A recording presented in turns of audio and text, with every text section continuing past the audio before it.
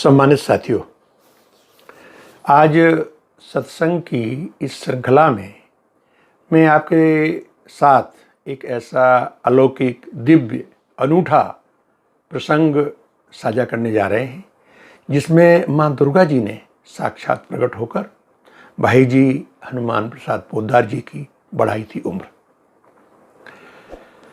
साथियों, ये प्रकरण बहुत ही मनोरम और अपने अध्यात्म की विधा के अंतर्गत बहुत विलक्षण और उद्भट है। मैं चाहूँगा कि इस प्रसंग की महत्ता, उपयोगिता को दृष्टिगत रखते हुए पूरी इस संवाद यात्रा में आपकी साझेदारी हो, यही हमारी आपसे सादर प्रार्थना है। आप जानते हैं कि माँ दुर्गे जगत जननी है। दुर्गा सप्तशती में इसी रूप का वर्णन करते हुए कहा, या देवी सर्वभूतेषु मातृरूपेण संस्था नमस्तस्यै नमस्तस्यै नमस्तस्यै नमो नमः। बाबा भी लिखते हैं कि देवी पूजे तब चरण तुम्हारे, असुर नर मुनि सब होए सुखारे। यानी सभी आपकी आराधना करते हैं, सुर असुर मुनि नाग, और सभी को उनकी भक्ति, साधना और मैं कहूँ आध्यात्मिकता की परिधि में आप सबको फल देती हैं। तो मैं जिस प्रकरण को आपके सामने आज बताने जा रहा हूँ वो प्रकरण है भाई जी श्री हनुमान प्रसाद जी पोद्दार। 1950 में जब इनकी उम्र करीब 57 साल की हो गई थी, पता नहीं क्या दिव्य प्रेरणा थी, ये कहने लगे। इन्होंने सेठ जी से भी कहा कि कल्याण का भार किसी और के कंधों डाल दो, मैं तो अब विरक्त होकर के रहना चाहता हूँ। अब मैं चाहता हूँ कि कहीं कहीं ये भी कहा कि मैं चाहता हूँ श्री राधा जी के परिकरों में मेरी बहुत समय से वहाँ आवश्यकता महसूस की जा रही है। हम चाहते हैं कि वहाँ जा कर के अपना, अब यहाँ तो हमने कर लिया जितना करना था। इस तरह की बातें वो बोलने लगे। गीता वाटिका में पूजनीय राधा बाबा जी और अन्य जो सम्मानित पारिवारिक जनों ने सुना, सब परेशान हुए। ज्योतिषियों से भी दिखवाया, बात की, तो लगा कि शायद इनका जो है इस उम्र में ऐसा कुछ संयोग है कि चाहे तो वो यहाँ से निकल सकते हैं।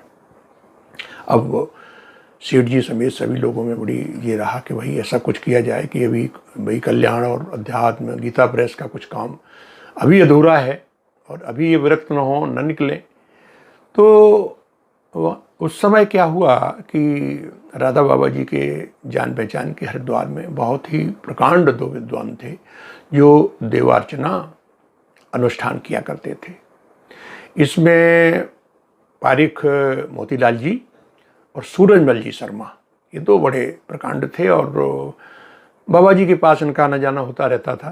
तो ये हुआ कि इनको बुला लिया गया और भाई जी को इसकी भनक न लगे। ये कहा कि किसी तरह से एक अनुष्ठान है और गीता वाटिका में ही एक कक्ष में अच्छी तरह से विधि विधान से ये देवार्चन अनुष्ठान प्रारंभ करा दिया गया।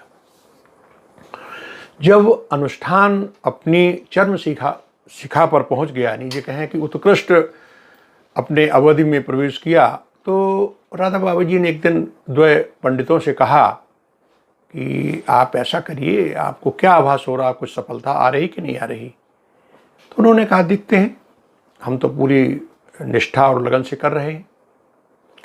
एक दिन क्या किया इन्होंने, जो 9 देवियों के अलग अलग आसन लगाए जाते हैं, सब कुछ होता है, तो उस पर प्रसाद रख करके पर्दा उठ करके चले आते हैं। तो जब चले आए तो मोतीलाल जी पारिक को कुछ ऐसी आवाज़ सुनाई दी कि बाबा से कहो वो सुने, उनका जो अभियान है वो सफल होने जा रहा है। ध्यान में था या किसी तरह से उन्होंने बाबा जी को ये बात बताई। हुआ ये कि एक दिन ऐसे ही समापन की ओर जब ये अनुष्ठान था, जब 9 जो इनके रूप हैं दुर्गा के, उन सब पर आसन पर जो प्रसाद इत्यादि रख दिया जाता है, रख करके इंतजार किया जाता है, पर्दा ओढ़ कर बंद करके कि भोजन ग्रहण, वो अपना प्रसाद ग्रहण करें माँ, इस तरह आवाहन किया जाता है। उसी समय बाबा जी आके बैठ गए देखा कि बड़ा मनोरम और भव्य दृश्य है। इसके बाद ये दोनों पंडित पता नहीं किस बात से निकल गए, बाबा जी वहाँ बैठे रह गए। तो बाबा जी के जो गीता वाटिका के सूत्र हैं उनके मुताबिक एकदम ऐसा लगा कि वहाँ जो आसनों पर 9 देवियाँ जो उनके है ना, प्रथमम शैलपुत्री, द्वितीयम ब्रह्मचारिणी, ये चारों जिस तरह से 9 इनके रूप माने जाते हैं नवरात्रि में, तो वो एकदम ऐसा इनको प्रतीत हुआ भाव में कि सब आकर के और अपना प्रसाद ग्रहण कर रही हैं।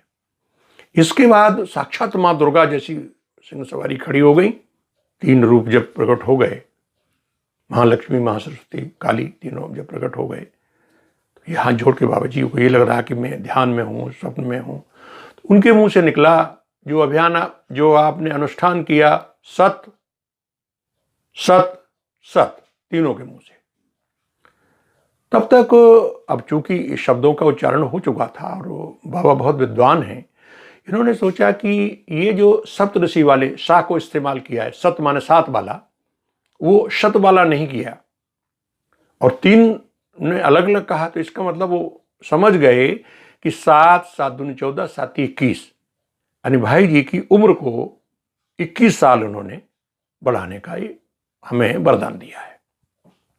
ठीक वो अपने निकल आए बाहर समझते हुए, और ये उस समय का जो 1950 में था, ये मार्च की अंत और 2 अप्रैल तक अनुष्ठान चला था।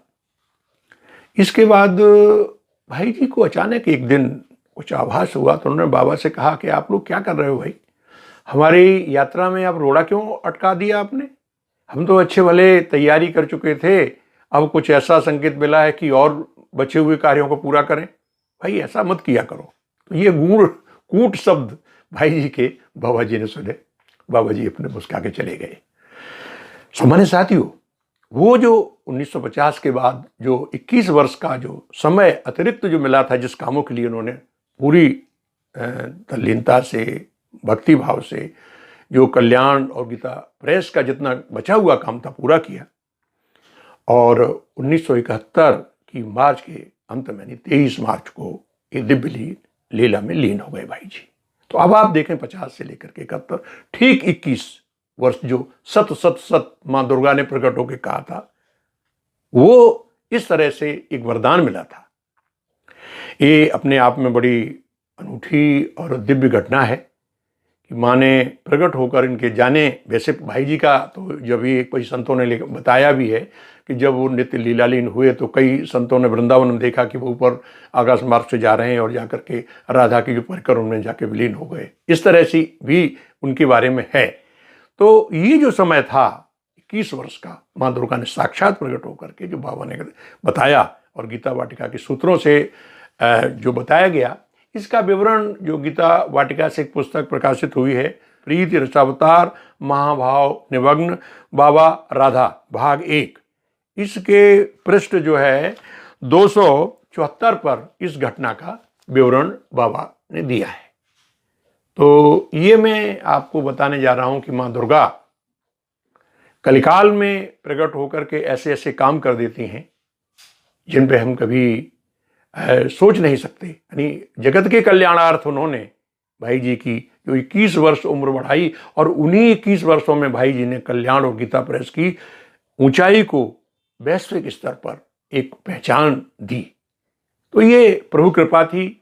आध्यात्मिक मैं कहूँ सनातन संस्कृति का ये हमारा चरम बिंदु था, चरम काल था, जो बाबा की इस देवार्चन जो अनुष्ठान किया उसकी महिमा से ये वर्ष 21 वर्ष भाई जी को इस योग मिले, और जिसका सदुपयोग हम सभी ने किया।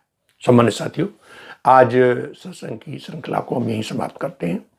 अगली कड़ी में फिर ऐसे ही दुर्लभ प्रेरणादायक प्रसंगों को आपके साथ साझा करेंगे। बहुत बहुत आभार।